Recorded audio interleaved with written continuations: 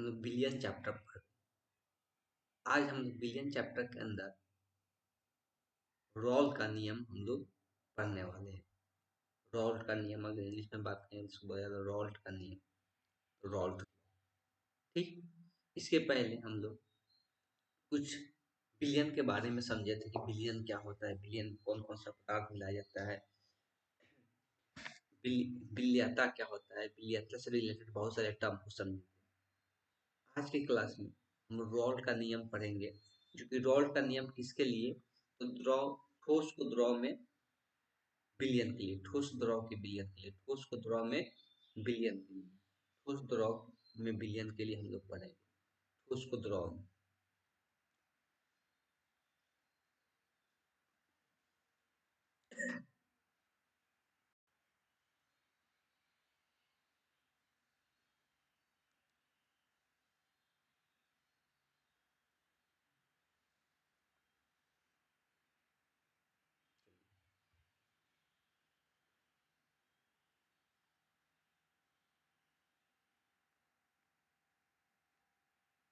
थोड़ा सा वेट कर लीजिए, टेक्निकल एरर से हुआ है।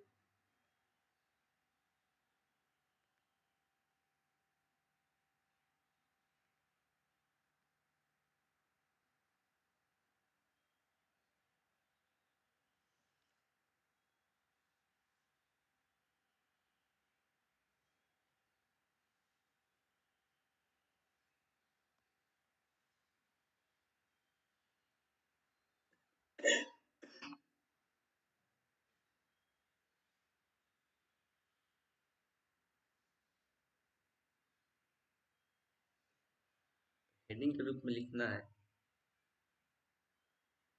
रॉल का नियम। रॉल का नियम जो लिखना है किसमें, ठोस को द्रव में, ठोस और द्रव के विलयन के लिए, ठोस और द्रव के विलयन के लिए रॉल्ट का नियम क्या दिया गया। ठीक, इसमें लिख लेना है सबसे पहले इसका डिफिनेशन को यहाँ से लेके यहाँ तक। इसमें ये क्या कह रहा है कि तनु विलयन के वाष्प दाब, तनु विलयन के जो वाष्प दाब होता है, तनु विलयन का मतलब समझते हैं जिसमें विलय का मात्रा क्या हो, कम हो, उसको हम लोग तनु विलयन कहते हैं।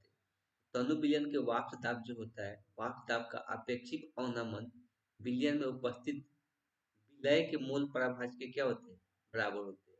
विलय के मोल पराभाज के बराबर होते हैं। इसलिए अगर थोड़ा सा अगर याद हो, थोड़ा सा हम याद दिलाना चाहते हैं कि एक विलयन का बात करते हैं, इसमें दो पदार्थ होता है, एक होता है विलय, एक होता है विलायक, दूसरा होता है विलायक।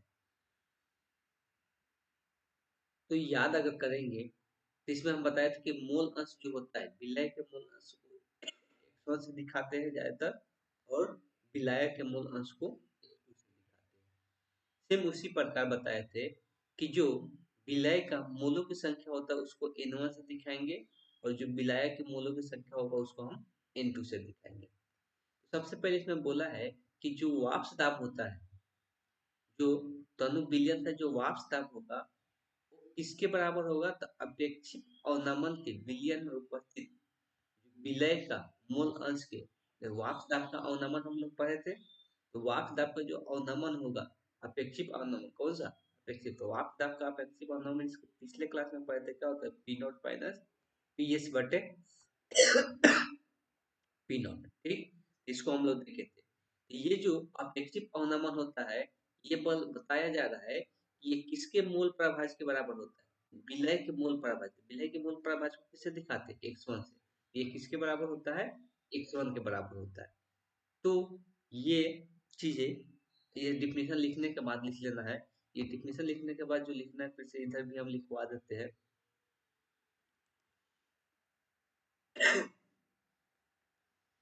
कि रॉल्ट का नियम ये कहता है कि अपेक्षित अवनमन जो हो रहा है, मतलब P not minus P S बटे पी नॉट, वाष्प दाब में अपेक्षित अवनमन जो हो रहा है वो बराबर होता है विलय के मूल अंश के। विलय के मूल अंश को हम लोग किससे दिखाते हैं? x1 से। इसके पहले हम लोग पढ़ चुके हैं जो x1 का मान जो होता है वो कितना होता है? x1 का मान हम लोग पढ़ चुके हैं n1 divided by n1 plus n2। यही हम लोग बोलेंगे कि या तो इसको याद रखें या इसके ऊपर वाला को याद रखें। इसी को हम लोग क्या कहते हैं? रॉल्ट का नियम कहते हैं। कब? जब ठोस को द्रव में मिलाते हैं तब।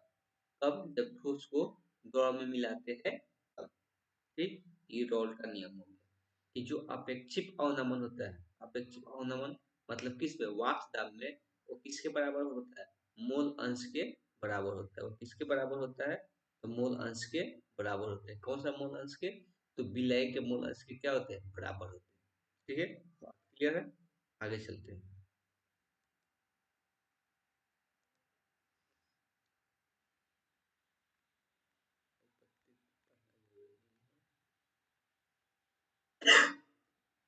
अब देखो रॉल्ट का नियम एक और दिया गया, किस आधार पर? द्रव का द्रव में विलयन। किस आधार पर? तो द्रव का द्रव में विलयन।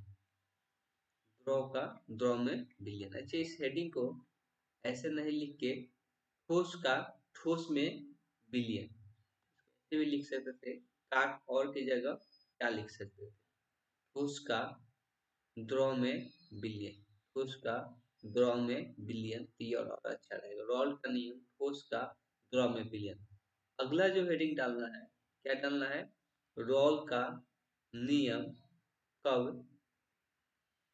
रॉल का नियम किसके लिए? तो द्रव में विलयन। द्रव का द्रव में विलयन। द्रव का द्रव में विलयन के लिए रॉल का नियम द्रव का द्रव में विलयन। तब द्रव का द्रव में विलयन रहता है, तब रॉल का नियम क्या दिया गया उसके बारे में हम लोग पढ़ना है। यहाँ से भी लिख सकते हैं, इसी में ऐड कर लेना है।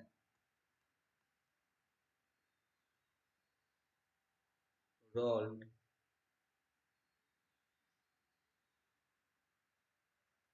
रॉल्ट का नियम द्रव का द्रव में विलयन। विलयन इसको डिफिनेशन कहाँ से लिख लेना है? तो यहाँ से लेके यहाँ तक इसको लिख लेना है। यहाँ से लेके यहाँ तक लिख लेना है।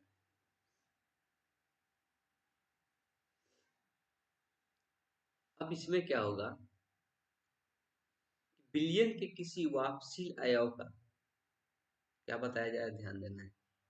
विलयन के किसी वापसील अयव का आंशिक दाब किसी भी ताप पर शुद्ध अयव का वाष्प दाब और विलयन में उसके मोल प्रभाज के गुणनफल के बराबर होता है। देखो यहाँ पे अब दो प्रकार के दाब आ रहे हैं। एक आ रहा है आंशिक दाब, दूसरा आ रहा है वाष्प दाब। देखो वाष्प शुद्ध अयव का वाष्प दाब, ठीक। अभी तक देखिए हम लोग जो क्या कर रहे थे, इसके पहले कंटेनर के अंदर क्या मिला रहे थे उसको समझना है। एक कंटेनर ले रहे थे, इसमें हम लोग एक तो द्रव रह रहा था। क्या रह रहा था? विलायक के रूप में द्रव रह रहा था, कोई भी द्रव हो सकता है। उसके बाद इसमें हम क्या कर रहे थे? कोई ठोस पदार्थ को मिला रहे थे। उसके बाद इसमें क्या कर रहे थे? कोई ठोस पदार्थ को इसमें मिला दे रहे थे, ठीक है। ठोस के कारण इसमें क्या हो जा रहा था? मिल जा रहा था। इसके पहले हम लोग ये सीखे थे। अब होता क्या है, इसमें सिर्फ एक ही पदार्थ का क्या हो रहा था? वाष्पशीलता।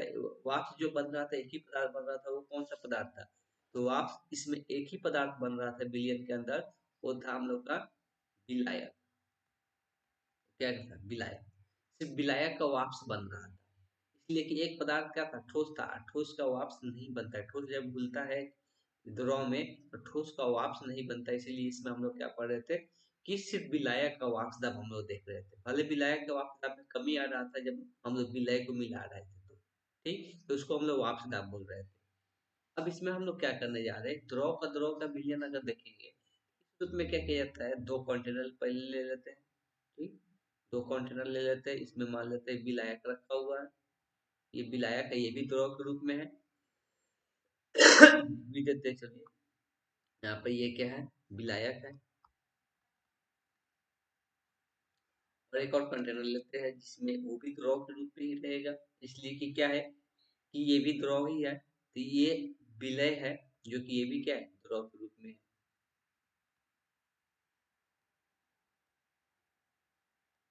विलायक ये हो गया विलय, ये विलय है, ये भी द्रव के रूप में है, विलायक ये भी द्रव के रूप में है। जब दोनों के दोनों द्रव के रूप में है तो कुछ ना कुछ इन लोगों का क्या होगा वाष्प दाब होगा।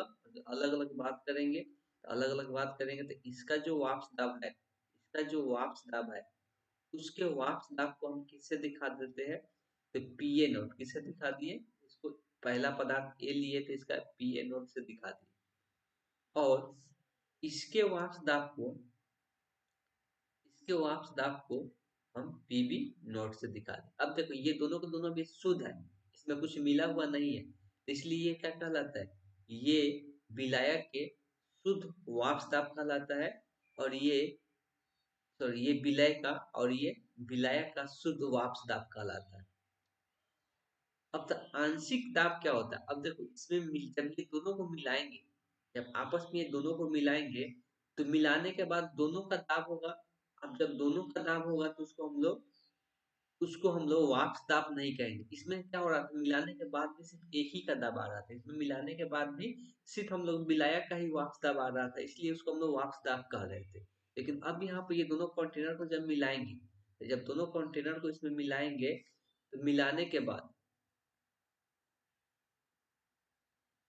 जब दोनों कंटेनर को मिलाएंगे तो ये विलायक हो गया, ये विलय हो गया, ये विलायक हो गया। दोनों कंटेनर को जब मिलाए आपस में, मिलाने के बाद अब ये दोनों किसी एक का इसमें वाष्प दाब नहीं है, दोनों का वाष्प दाब है, तो जब दोनों का वाष्प दाब रहेगा तो उसको हम लोग क्या बोलेंगे आंशिक दाब, उसको क्या बोलेंगे आंशिक दाब। आंशिक दाब अगर विलायक का बात करेंगे तो विलायक का आंशिक दाब को हम लोग पीए से दिखा रहे हैं, और अगर हम लोग विलय की बात करेंगे विलयन के अंदर आंशिक दाब तो उसको हम लोग पीबी से दिखा रहे हैं। ये हो गया आंशिक दाब। तो आंशिक दाब कब कर रहे हैं, जब दोनों को मिला दे रहे थे, मिलाने के बाद दोनों का विलय का और विलय का जो दाब हो रहा है उसको हम लोग क्या कर रहे हैं आंशिक दाब कर रहे हैं। मिलाने के पहले जो दाब था, दोनों द्रव का मिलाने के पहले जो दाब था उसको हम लोग क्या कर रहे हैं शुद्ध विलय का दाब, शुद्ध विलय का दाब। ठीक है, मिलाने के बाद तो वही चीज बताया जा रहा है कि रॉल का नियम ये कहता है, रॉल का नियम ये कहता है कि जो विलयन का आंशिक दाब है, किसका विलायक का, विलयन में जो विलायक का आंशिक दाब है वो क्या होता है तो वो बराबर होता है इसके मोल प्रभाज, किसके विलायक के मोल प्रभाज गुने जो विलायक के शुद्ध वाष्प दाब था उसके गुणनफल के क्या होता है बराबर होता है, इतना ही कहता है। तो यहाँ पर सब टर्म समझ लेना है, अभी हम समझा भी दिए कि ये जो हो गया ये शुद्ध विलायक का वास्तव हो गया, या विलय का बोल सकते हैं, जो भी दिया होगा ये पदार्थ किसको डोनेट कर रहे हैं यहाँ पर जिसको भी डोनेट कर रहा होगा। ठीक, क्या लिखा है बिलियन वापसी द्रव ए एन वन मूल पावर दूसरे वापसी द्रव बी एन बी, इसमें अभी ये नहीं बताया गया कि कौन विलायक है कौन विलय है। ठीक, इसमें ये भी याद रखना। तो ये हो गया, क्या हो गया शुद्ध वाष्प वाष्प दाब, ये उसका मोल प्रभाज मतलब मोल अंश हो गया।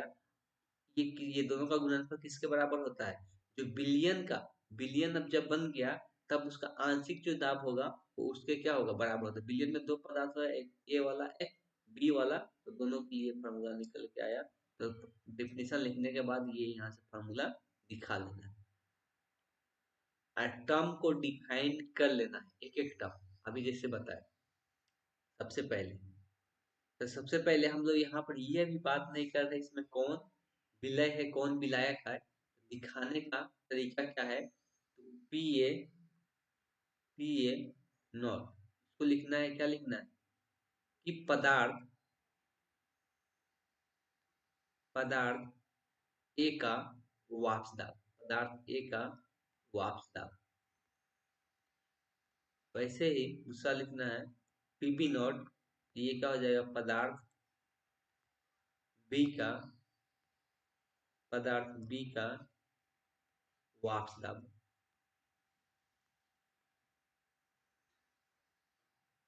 वैसे ही लिखते जाना है लाइन बाय लाइन। वैसे ही तीसरा लिखना है पीए, तो पदार्थ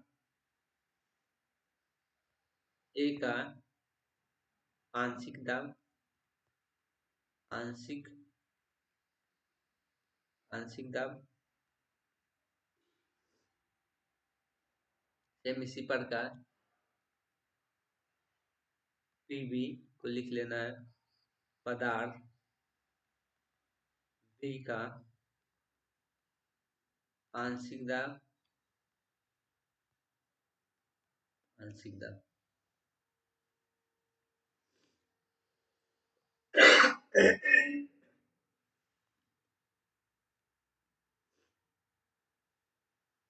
देखिए कुछ फॉर्मूला डिराइव करके लाते हैं।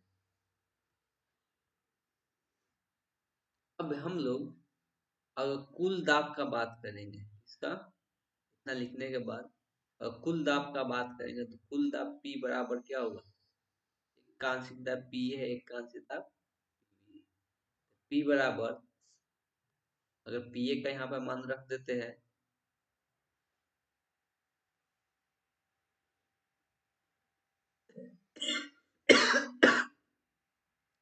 पीए का मान रख देते हैं तो पीए का मान यहाँ पर कितना हो जाएगा, x a into P A naught plus x B into P B naught. ठीक है, ये पी ए नॉट पी बी नॉट। अगर हम चाहते हैं कि जो मोल प्रभाज्य सिर्फ एक्स बी के रूप में रहे, एक्स ए को हटा दे, इसके पहले हम लोग जान चुके हैं कि जो एक्स ए होता है वो कितने के बराबर होता है, वन माइनस एक्स बी के बराबर होता है। इससे पहले हम लोग पढ़ चुके हैं x two minus x one बराबर क्या लिखते हैं, वन माइनस एक्स टू लिखते हैं मूल प्रभाज में। इसको हम चेंज कर देंगे तो क्या लिखाएगा, पी बराबर एक्स ए को चेंज कर देते, एक्स ए को चेंज करेंगे तो वन माइनस क्या लिखाएगा, X B into P A naught plus x B into P B naught. तो थोड़ा सा और सिंप्लीफाई करेंगे, पी बराबर गुना कर दिया जाए तो क्या हो जाएगा, p A naught minus x B into P A naught plus x B into P b. इसमें से हम एक्स बी को क्या करें, कॉमन कर ले, एक्स बी को कॉमन कर ले तब क्या निकल के आएगा, तो पी बराबर पी ए नॉट प्लस प्लस वाला टर्म को पहले लिखेंगे, तो एक्स बी को अगर कॉमन कर लेते हैं तब यहाँ से पी बी नॉट माइनस यहाँ पर क्या बचेगा, पी ए नॉट, माइनस वाला को बाद में लिख लेते हैं।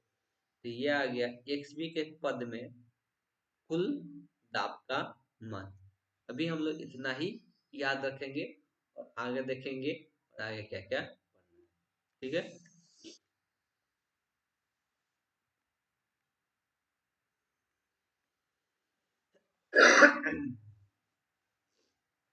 अब देखिए विलियन कभी कभी हम लोग देखने को मिलता है, विलियन जो होता है दो प्रकार का होता है, एक आदर्श विलियन होता है, एक अनादर्श विलियन होता है।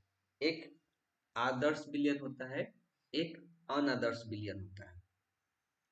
ये दोनों के बारे में हम लोग देखते हैं, आदर्श विलियन और अनादर्श विलियन में क्या अंतर होता है।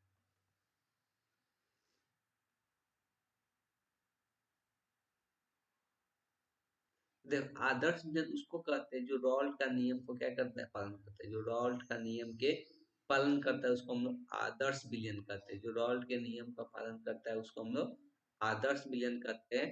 और जो रॉल्ट का नियम का पालन नहीं करता है अनादर्श। रॉल्ट का नियम ये कहता है कि जो आंशिक दाब मतलब होता है, आंशिक दाब जो बराबर होता है किसके बराबर होता है, तो मोल प्रभाज इंटू पी ए नॉट मतलब उसके वाष्प दाब के गुणनफल के क्या होते हैं, बराबर होते हैं। तो ये आदर्श के नियम का पालन करना कहलाएगा। जब ऐसा नहीं होता है तो बोलेंगे वो आदर्श के नियम का पालन नहीं कर रहा है, सॉरी वो रॉल्ट का नियम का पालन नहीं कर रहा है, इसलिए वो आदर्श विलयन नहीं है।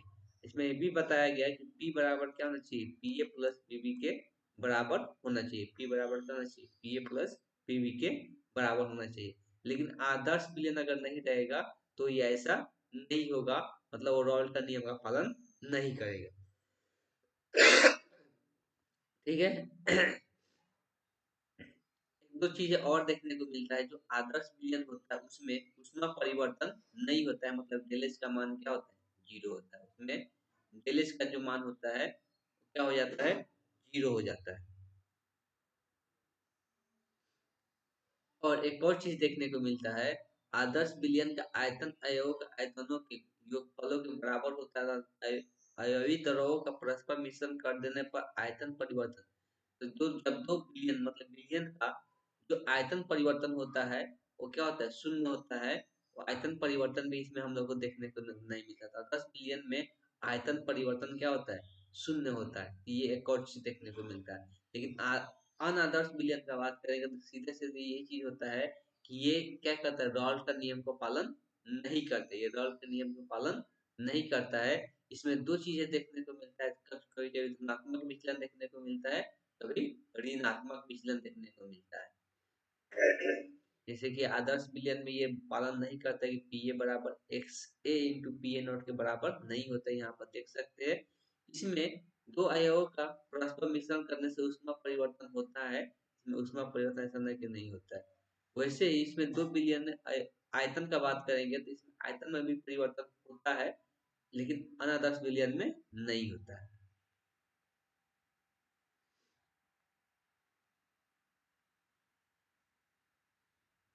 चलिए, दो क्या कर लेना है, इसको लिखने के लिए सबसे अच्छा उपाय ये है कि दो टेबल क्रिएट कर लेना है। दो टेबल क्रिएट कर लेना है। और टेबल किस प्रकार से क्रिएट करना है, तो एक आदर्श विलयन के लिए, अनादर्श विलयन के लिए लिखेंगे ऊपर हेडिंग आदर्श तथा अनादर्श विलयन में अंतर। आदर्श तथा अनादर्श विलयन में अंतर लिखने के बाद एक तरफ लिख लेना है आदर्श विलयन, दूसरी तरफ लिख लेना है अनादर्श, अनादर्श अनादर्श विलयन, अनादर्श विलयन। ठीक है, जैसे अंतर लिखते हैं हम लोग तो अंतर ऐसे लिखते हैं। आदर्श विलयन में सबसे पहला नंबर जो लिखना है, लिखते जाना है। आदर्श विलयन वह है जो रॉल्ट के नियम को पालन करता है। इसमें लिखना आदर्श विलयन वह है जो रॉल्ट के नियम को पालन करता है, जो रॉल्ट के नियम को पालन करता है। आदर्श विलयन वह है जो रॉल्ट के नियम को पालन करता है। इसमें एक नंबर में लिखना है अनादर्श विलयन वह है जो रॉल्ट के नियम को पालन नहीं करता है। अनादर्श विलयन वह है जो रॉल्ट के नियम को पालन नहीं करता है।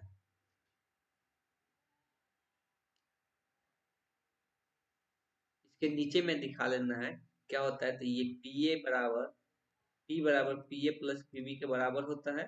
और इसके नीचे में दिखा लेना है कि लिखते जाना है, इसमें दिखाना है पी बराबर not equal to p a plus p b होता है।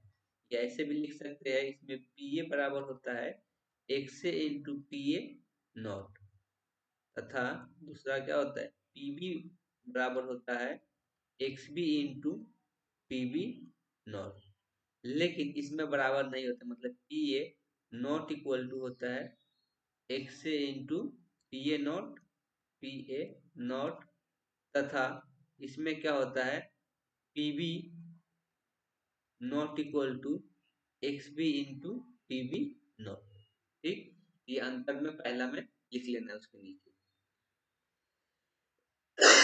दो नंबर देकर आदर्श विलयन में, दो नंबर देकर आदर्श विलयन में लिखना है। दो नंबर देकर आदर्श विलयन में लिखना है आदर्श विलयन में ऊष्मा परिवर्तन नहीं होता है। आदर्श विलयन में ऊष्मा परिवर्तन नहीं होता है। इसके नीचे दिखा लेना है del h is equal to क्या होता है, 0 होता है। आदर्श विलयन में ऊष्मा परिवर्तन नहीं होता है। अनादर्श विलयन में लिखना है अनादर्श विलयन में ऊष्मा परिवर्तन होता है। अनादर्श विलयन में ऊष्मा परिवर्तन होता है, जिसके नीचे दिखाना है del not equal to 0। 3 number इसमें देख के लिखना है, 3 नंबर देख के लिखना है कि आदर्श विलयन में आयतन परिवर्तन नहीं होता है। अनादर आदर्श विलयन में आयतन परिवर्तन नहीं होता है, मतलब डेल की बराबर क्या होगा, 0। आयतन परिवर्तन नहीं होता है। और इसमें 3 नंबर में देखने का लिखना है अनादर्श विलयन में आयतन परिवर्तन होता है, द डेल भी नॉट इक्वल टू जीरो, आयतन में परिवर्तन होगा, ये जीरो के बराबर नहीं होगा। अब ये दोनों का मतलब क्या है थोड़ा सा हम प्लीज समझ लेते हैं। जब हम लोग बात करते हैं दो चीजें मिलाते हैं तभी जाके विलयन बनता है, तो मान लेते हैं कि ये एक पदार्थ है क्योंकि ये भी द्रव अवस्था में है, पदार्थ है, और ये बी पदार्थ है, ये बी पदार्थ है, दोनों को दोनों द्रव अवस्था में।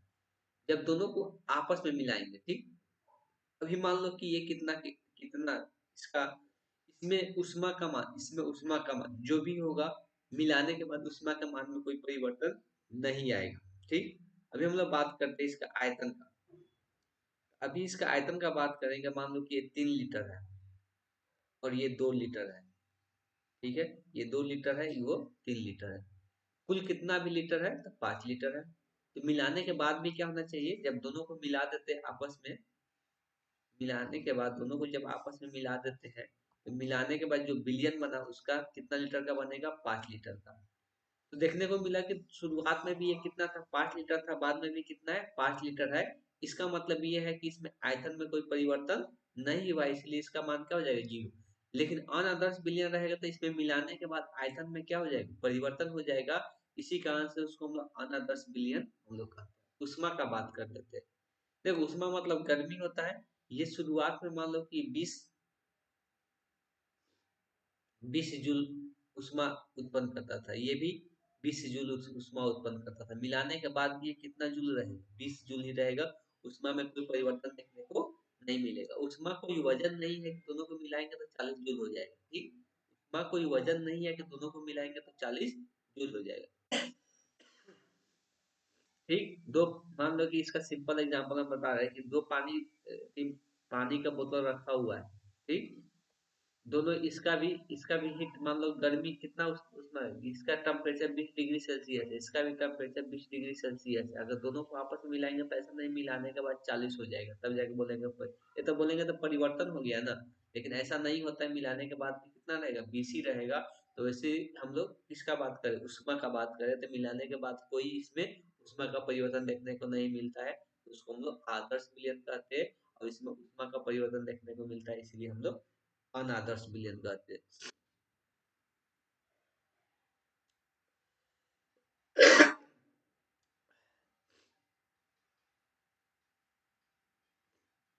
देखो एक और चीज देखने को मिलता है, जैसे कि मान लो कि ये है, ये पदार्थ है, तो इसका भी बहुत सारा कण होगा। तो कणों के बीच में क्या लगता है, बल लगता है, कणों के बीच में बल लगता है। जो बल ए और ए के बीच में लगेगा, यहाँ पर बल ए और ए के बीच में, तभी जाके ये साथ में रहता है। और बी वाला में भी सेम यही लॉजिक रहेगा कि जो बी और बी के बीच में, मतलब ए और ए के बीच में जब अलग अलग है तो, और बी और बी के बीच में बल लग रहा है, तो जितना बल लग रहा है, मान लो कि ये 20 न्यूटन का बल लगा रहा है, इतना तो लगता नहीं है, बी 20 न्यूटन का, लेकिन हम मानने के लिए मान लो जब ये दोनों को आपस में मिलाएंगे तब क्या होना शुरू हो जाएगा, ए और बी के बीच में बल लगना शुरू हो जाएगा। जो ए और बी के बल लगना शुरू होगा वो ये दोनों के बल के क्या होगा, बराबर होगा। ये कब होता है, जब आदर्श विलयन रहता है तब। ये आदर्श विलयन का ऐसा हम लोग को देखने को मिलता है। हम लोगों ने ये देखा आदर्श और अनादर्श विलयन में अंतर। अनादर्श को हम लोग वास्तविक विलयन भी कहते हैं, अनादर्श को हम लोग वास्तविक विलयन भी कहते हैं। अब देखो जो विचलन आता है, अनादर्श विलयन में हम लोग विचलन देखने को मिलता है, तो वो विचलन जो होता है वो दो प्रकार का होता है। एक ऋणात्मक विचलन होता है, एक धनात्मक विचलन होता है। एक ऋणात्मक विचलन होता है और एक धनात्मक विचलन होता है।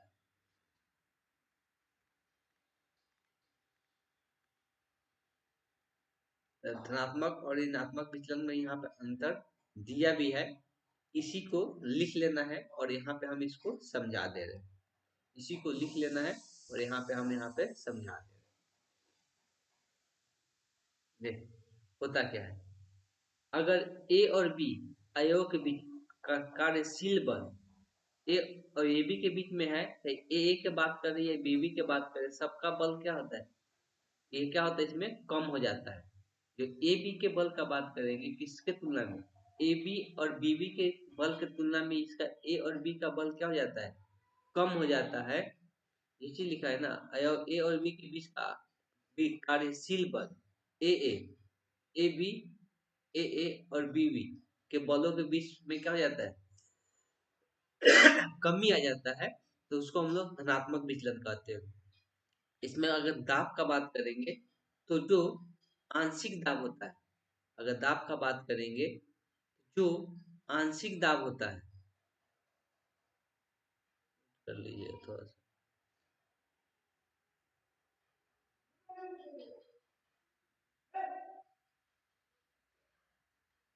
ठीक। तो जो आंशिक दाब होता है वो 12 हो जाता है।